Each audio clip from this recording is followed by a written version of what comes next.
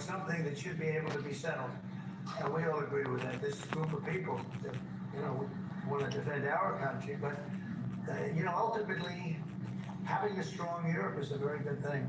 It's a very good thing. So I'm okay with it. Yeah, please, is that? And I'm trying to understand, the significance of this announcement because the way it was billed was like Donald Trump's going to announce he's giving all of these great weapons to Ukraine, and this is going to be a decisive factor. And look, I think it's not insignificant, I suppose, that Donald Trump is having Mark Rutte, the Secretary General of NATO, there. But if you listen to what Rutte is saying, he's saying that Donald Trump called him on Thursday and said, I want Europe to buy weapons from the United States, and I'm okay that if Europe gives those weapons to Ukraine. Isn't that kind of the status quo? Our defense industry will be permitted to send weapons to Europe, and Europe may use those weapons to give to Ukraine. I mean, what here is changing the status quo? Because it seems like Donald Trump just went from 2 weeks to 50 days to buy time for Putin, who wanted 60 days. That's the only thing that I see really happening. Anyway, play this clip of Mark Rutte, NATO Secretary General, saying this is really big. Well, what's really big?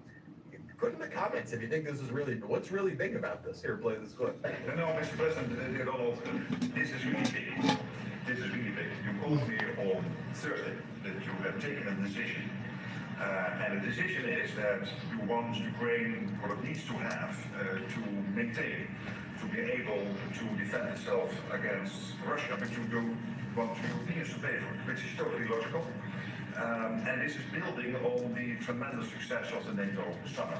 5%, but also the decision to keep Ukraine strong and the decision to increase our defense industrial production. So based on that, that was Europe stepping up. This is again Europeans stepping up. Then Donald Trump starts to praise Russia's military advancing into Ukraine. He says Russia has taken a very positive, very strong. I mean, what they've done in the last couple of days, he's trying to praise it.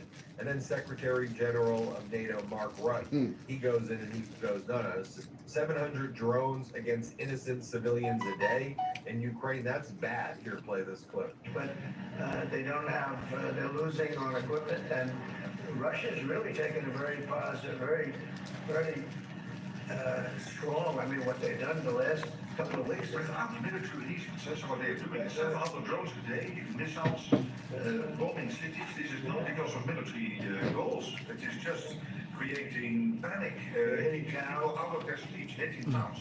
It's really terrible, and it is meaning a lot of people lose their lives. A reporter asked Donald Trump, how did you tell Putin this was coming? By the way, I still don't know what this is. This is, he went from 2 weeks to 50 days, and he's allowing Europe to buy weapons, or the weapons that were supposed to go to Ukraine may still go to Ukraine. Am I missing something here? and then Donald Trump's like, I talked to him a lot. I say, Vladimir, we've had very good conversations. But then he goes and bombs Ukraine. And I hear about that from Melania. And Melania says, oh, but Donald, he's still bombing Ukraine. Don't you have you're learning from Melania? Here, play this clip. I would say. How did you deliver this news to Putin, sir? How did you tell Putin this was coming? I speak to him a lot about getting this thing done. I speak to And him. I always hang up and say, well, that was a nice phone call. And then missiles are launched into Kiev or some other city. And I said, it's strange. And after that happens, That's strange. The talk doesn't mean anything. My conversations with them are always very pleasant. They say, isn't that good? Very lovely conversation. And then the missiles go off that night. I go home, I tell the First Lady, I spoke with Vladimir today. We had a wonderful conversation. She said, oh, really? Another city was just hit. So it's like, look, he's, I don't want to say he's an assassin, but he's a tough guy. It's been proven over the years. He's fooled a lot of people. He fooled Bush. He fooled a lot of people. He fooled Clinton, Bush, Obama, Biden. He didn't fool me. But what I do say is that at a certain point, ultimately talk doesn't talk. There's got to be action. There's got to be results. And I hope he... So naturally, a reporter asks him, well, why are you giving 50 more days? I mean, you said 2 weeks back in April. Why are you giving them 50 more days? And then Donald Trump goes, well, I inherited this war. Biden. It's all Biden's fault. And I think 50 days is a short time here playing. Any questions, friends? Yes. Thank you, Mr. President. What was the tipping point for you in making this decision? Was it a conversation with President Putin? Was it a piece of intelligence? And why are you giving 50 more days? I think I think it's a very short period of time. I think, don't forget, I've just really been involved in this not very long. And, Oh my God. Initial You just said this is again- you this is just the been Biden involved, versus but the not, no, Democrat. no, no.